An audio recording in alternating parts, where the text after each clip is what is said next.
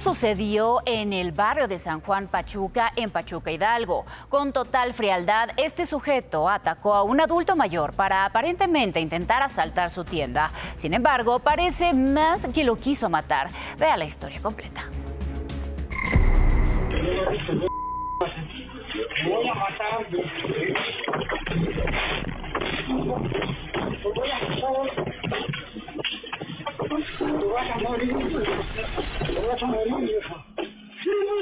Así, este sujeto intentó matar a una persona de la tercera edad para robar las ganancias de su negocio.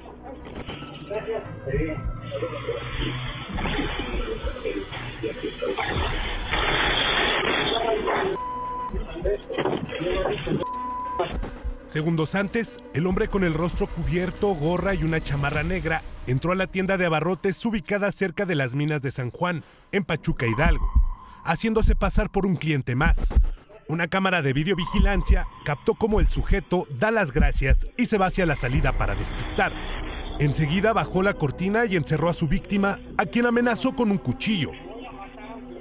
El señor intentó detenerlo para evitar que llegara hasta su lugar. Incluso a la distancia se defendió con su bastón, pero fue imposible. El sujeto armado logró pasar y de inmediato atacó. Forcejearon. El señor luchó por su vida. Su agresor, indolente ante la persona indefensa, lo mandó al piso e intentó acuchillarlo en un par de ocasiones, antes de tomar la caja registradora. Sin importar que el señor estaba tendido y sin representar un riesgo, arremetió con su cuchillo de nueva cuenta, dejando ver la hazaña y crueldad en cada momento de su ataque. De nuevo tomó la caja, le costó trabajo cargarla, jaló con fuerza para desconectarla y llevarla al otro lado del mostrador, mientras escuchaban las quejas de su víctima. El señor gritó y este sujeto buscó callarlo a como diera lugar, pues no le bastó con las cuchilladas previas, regresó como para rematarlo. Sin embargo, en todo momento, el señor buscó defenderse. Los gritos surtieron efecto. La cortina se abrió. Una mujer ingresó para intentar ayudar ante la escena violenta, pero el agresor también la atacó con el cuchillo. Apareció una segunda mujer. Ella fue recibida con un escobazo por el agresor, quien aprovechó el caos para huir del lugar. Imagen Noticias fue hasta el lugar de la agresión para conocer la versión de las víctimas. Sin embargo, no se obtuvo respuesta. Hasta el momento sabemos que el señor es muy conocido en la colonia como Don Demetrio, de 80 años. Fue trasladado a un hospital luego de sufrir una herida en el rostro. Reportes señalan que se encuentra estable. Sin embargo, las autoridades no han dado detalles al respecto. Esta última vez, mi hijo se hizo lesiones en su bracito izquierdo. Tiene más de 100 lesiones en su bracito y utilizó una navaja de un sacapuntas para hacérselas. Más adelante, un adolescente de tan solo 13 años se ha lastimado a sí mismo por el bullying del que es víctima en su escuela. En un momento le mostraremos todo lo que su mamá nos contó. Mientras tanto, en Nuevo León, otra persona de la tercera edad fue fuertemente atropellada por un vehículo. Sucedió en la colonia Tepeyac del municipio de Santa Catarina. Ahí el conductor del automóvil negro no tuvo cuidado al ir de reversa y se llevó a la señora, quien caminaba tranquilamente con su bastón en mano. El auto la aventó directo al piso, dándose un fuerte golpe. El conductor, en lugar de ayudarla, prefirió huir. Más tarde, la señora fue identificada como doña Berta, de 80 años, quien sufrió heridas en cadera y piernas. Hasta el momento no hay detenidos. Y en el municipio de Escobedo, también en Nuevo León, un sujeto desarmó a un policía municipal de Juárez y robó una patrulla cuando era trasladado a las instalaciones de la FGR. Esto generó una fuerte movilización cerca de la colonia Fernando Amilpa. Los primeros reportes señalaron que el detenido aprovechó la distracción de los oficiales para robarle su arma, disparar y luego huir en la patrulla. Más tarde lograron ubicar a esta persona, quien se resistió, provocando un enfrentamiento. Sin embargo, la policía lo neutralizó con un disparo en la pierna y finalmente fue detenido.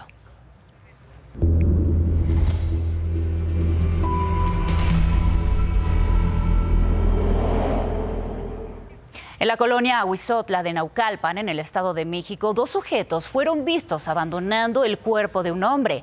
Eran casi las 5 de la madrugada de ayer cuando los hombres llegaron a bordo de una motocicleta y tiraron el cuerpo a mitad de la calle General Melchor Musquiz. La víctima tenía aproximadamente 20 años y estaba con las manos atadas. Portaba un casco y tenía signos de violencia. Todo esto pese a que en la esquina hay un módulo de la Policía Municipal. Porque yo quería un hijo completo, encontré a mi hijo solamente unos huesos. Tengo otro hijo desaparecido que no puedo abandonarlo, tengo que seguir buscando y pues a estas madres que estuvieron conmigo en esta lucha, no las pienso abandonar. La Fiscalía de Sonora confirmó ayer por la tarde que los restos que fueron encontrados la semana pasada en el ejido Salvador Alvarado de Hermosillo sí corresponden al hijo de la madre buscadora Ceci Flores. La Fiscalía detalló que debido al estado de degradación de los restos óseos, se realizaron varias pruebas para poder recuperar el material genético. Además, informó que en el lugar del hallazgo encontraron 11 casquillos de diversos calibres. Este lugar era propiedad de un hombre que ya murió y quien sería uno de los responsables de la privación de la libertad de Marco Antonio Sauceda. Sin embargo, aclaró que hay 8 personas identificadas y que enfrentarán procesos penales por la muerte del joven.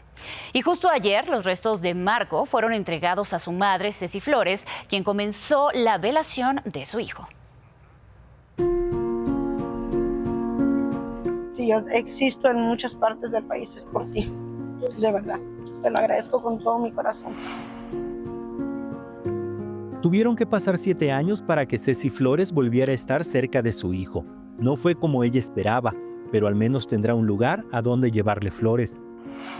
Hoy me llevo a mi hijo ya a casa con todo el favor de Dios, no como yo hubiera querido, porque yo quería un hijo completo, encontré a mi hijo solamente unos huesos, pero si es lo que Dios quiso que yo recuperara, me lo llevo con mucho amor, con mucho dolor y con la esperanza de que sé que en la otra vida nos vamos a volver a ver. Ceci solo pudo recuperar algunas partes de su hijo y lo reconoció por una camisa. Los restos estaban a unos 100 metros de otro lugar que habían trabajado hace algunos años. Para los responsables, tiene pocas palabras. El mejor castigo para ellos es mi perdón. Solamente yo los perdono de corazón y que sea Dios el que los perdone. Los restos fueron llevados a su casa en Bahía de Quino, Sonora.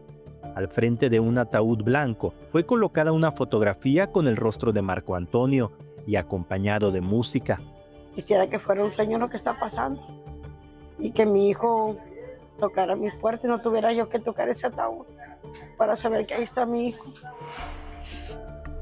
Los restos serán velados por 2 días y después del entierro, Ceci Flores partirá a Sinaloa para seguir buscando a su otro hijo, Alejandro, quien lleva una década desaparecido. Tengo miedo a que me arrebaten la vida y dejar de ver a mis hijos o no encontrar a mi otro hijo, que ya sé que prontamente voy a salir en su búsqueda nuevamente. Como ya escuchamos, Ceci Flores seguirá en la búsqueda de su otro hijo llamado Alejandro y quien desapareció hace más de 10 años en Los Mochis, Sinaloa, un mes después de haberse casado.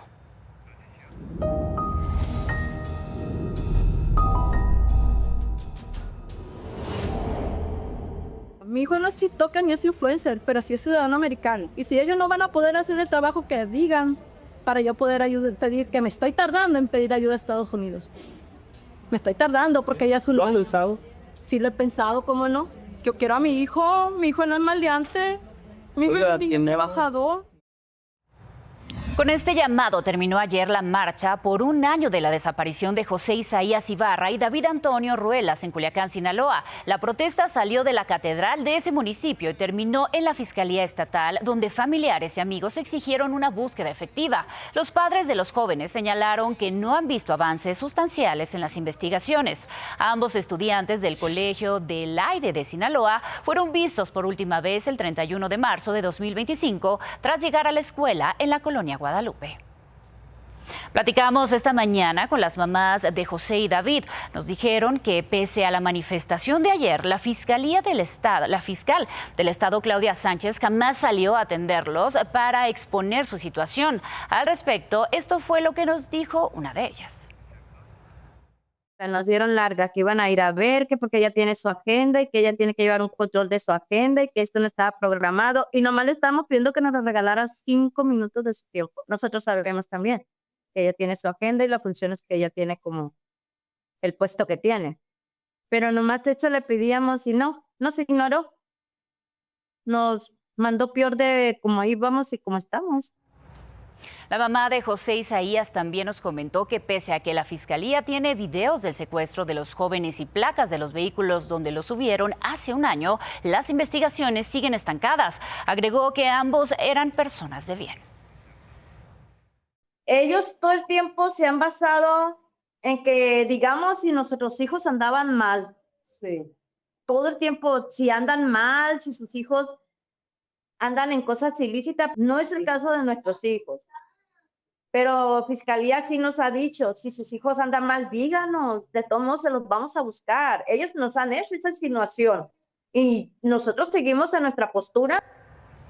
Las mamás de José y David señalaron que ellas tuvieron que hacer el rastreo de los celulares y que pese a que entregaron los datos de geolocalización, sienten que las autoridades no han hecho lo suficiente para buscarlos y dar con su paradero. Y seguimos en Sinaloa, donde un síndico municipal de Culiacán fue asesinado a balazos cuando circulaba en su camioneta al norte de la ciudad. Héctor Zamudio estaba en su último día de funciones y viajaba en un auto rotulado con la imagen del ayuntamiento. Héctor era síndico de la comunidad serrana de Tepuche, una de las zonas que ha sido de mayor disputa en el conflicto entre los Chapitos y la Malliza, que hoy cumple 570 días. Y hablando de Sinaloa, la Secretaría de Turismo Estatal informó que durante los primeros 3 meses del año han llegado más de 157,000 turistas en crucero al puerto de Mazatlán. Esto representaría una derrama económica de 251 millones de pesos. La secretaria de Turismo, Mireya Sosa, aseguró que el beneficio no solo es económico, sino también se promociona a nivel internacional el puerto. Y vea esta terrible historia. En Juchitán, Oaxaca, un joven de 16 años fue encontrado calcinado en la colonia conocida como La Fantasma. Sus propios familiares fueron los que encontraron el cuerpo y reconocieron al menor. Manuel Posada fue reportado como desaparecido el lunes cuando viajaba en su mototaxi. Hasta el momento no se ha informado sobre el móvil del asesinato. Sin embargo, esto se suma a la ola de violencia que vive Juchitán y a los ataques a otros conductores de mototaxis en la zona. Y la Fiscalía del Estado de México, en coordinación con autoridades federales y locales, implementó la operación Desconexión para combatir la extorsión. En esta operación fueron detenidas 102 personas y se aseguraron 192 inmuebles, entre ellos 67 call centers en los que se realizaban extorsiones telefónicas y cobros de los llamados gota a gota. Esta operación se llevó a cabo durante 46 días. Entre los detenidos se encuentran ciudadanos de Colombia, Venezuela y Cuba. Así que se les notificó a las autoridades migratorias para determinar su situación en el país.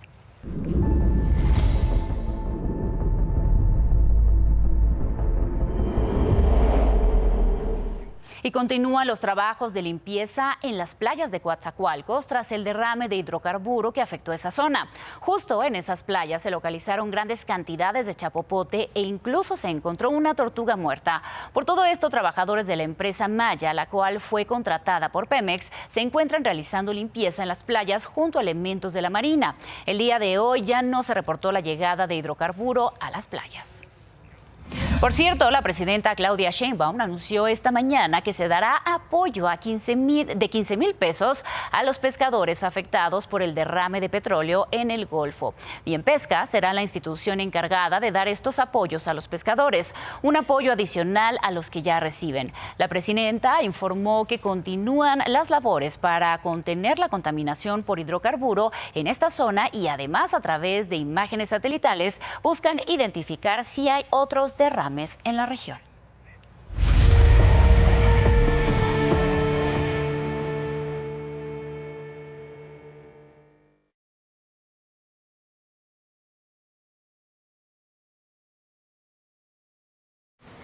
Aquí les presenté ayer esta polémica boda del influencer Un Tal Fredo en un área natural protegida de Coahuila. La fiesta incluyó a Carlos Rivera y se realizó en varios sitios emblemáticos de Cuatro Ciénegas. Pero la polémica surgió debido a que días después autoridades ambientales clausuraron el río Mezquites, donde el creador de contenido y sus invitados realizaron algunas actividades. Tras esto, el diputado de Morena, Antonio Atolini, lo acusó de causar un daño ambiental, pese a que las autoridades nunca señalaron a Un Tal Fredo.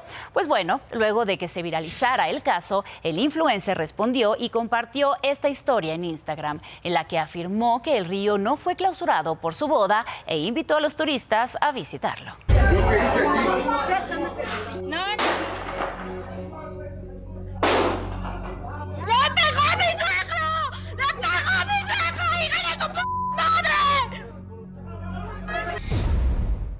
Seguro recordará este caso. Hace un año, doña Carlota le disparó así a un grupo de personas que había invadido su casa en Chalco, Estado de México. Hace unas semanas le informamos que un juez le concedió la prisión domiciliaria.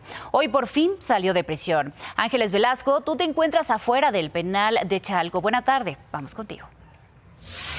Buenas tardes, Adriana. Hace unos momentos salió de este penal de Chalco, en el poblado de Huitzilcingo, la señora Carlota Alfaro Quintana. Ella, hay que recordar que está acusada de homicidio calificado en grado de tentativa, luego de que asesinara a 2 personas porque habían invadido la vivienda de su hija aquí en el municipio de Chalco. Ella pudo salir luego de que el juez cambió la medida cautelar para que pudiera seguir su proceso en su domicilio de su hijo en el municipio de San Vicente Chicolhuapan. Fue recibida por su hijo Arturo, quien la abrazó. Ella le comentó que se encontraba muy contenta, agradeció a los medios y señaló pues que va a estar ya mejor, luego de que hay que señalar que ella está enferma, por lo que estaban pidiendo que pudiera seguir esta denuncia que hay en su contra desde su domicilio en San Vicente Chicolhuapan. ¿Cómo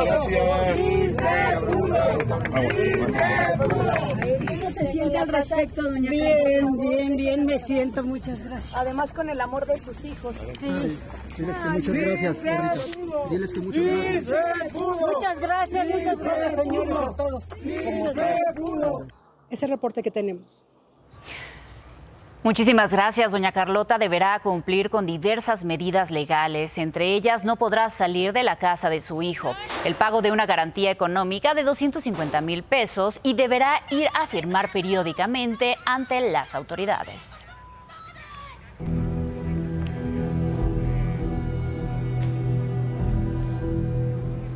Y ya se lo adelantaba hace unos momentos, Luis, un adolescente de apenas 13 años, se hace daño debido al acoso permanente del que es víctima en su escuela.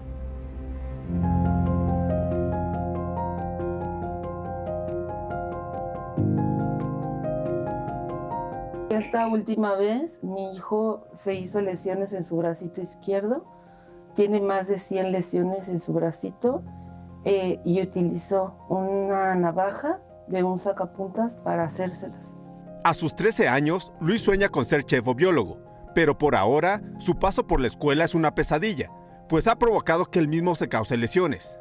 Me di cuenta un día que fui a levantarlo temprano, él me decía que no quería ir al colegio, que tenía mucho sueño, pero cuando yo levanto la cobija de su cama, me doy cuenta que en su bracito izquierdo él tiene muchísimas lesiones.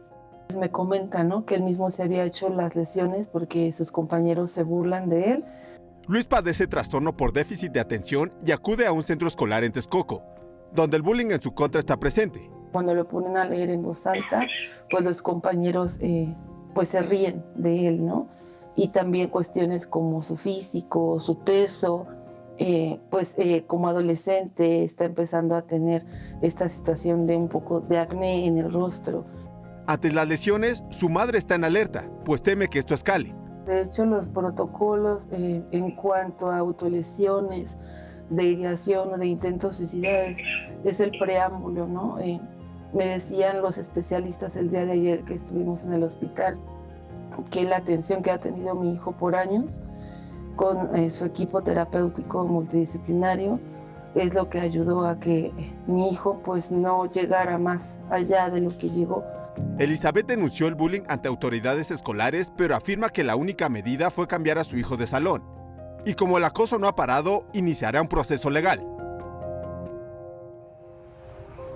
La mamá de Luis pide que las autoridades escolares tomen medidas serias contra todos los agresores, no solo los de su hijo, sino todos quienes acosen a cualquier niña o niño de este colegio. Además, hizo un llamado a los padres de familia, ya que asegura esa violencia la aprendieron de algún lugar.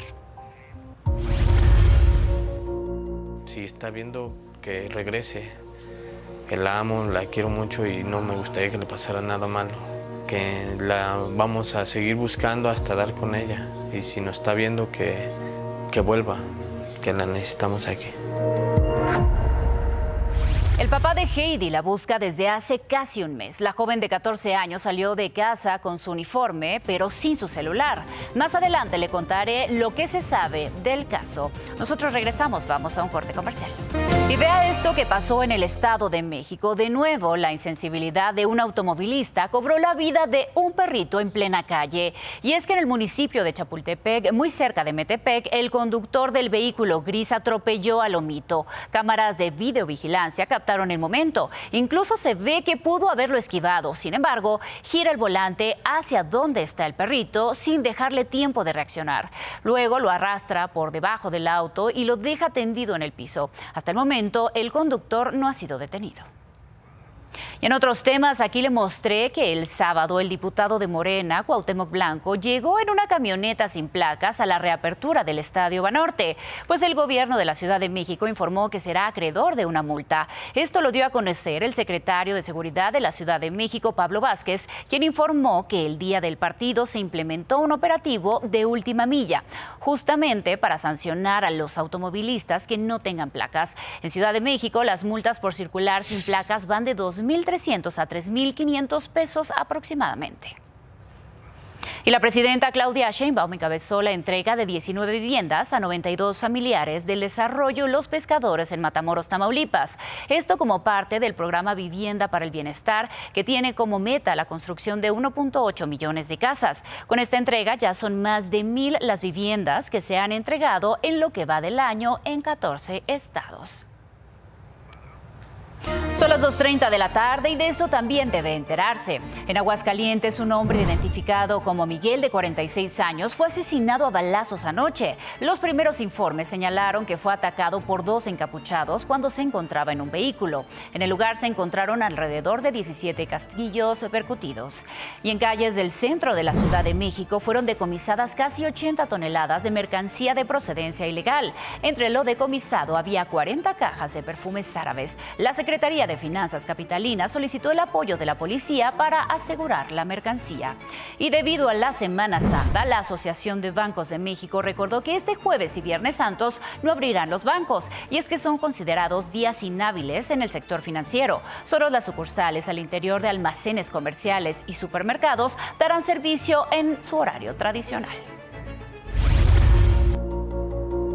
Si está viendo que regrese, que la amo, la quiero mucho y no me gustaría que le pasara nada malo. Que la vamos a seguir buscando hasta dar con ella. Y si nos está viendo, que vuelva, que la necesitamos aquí.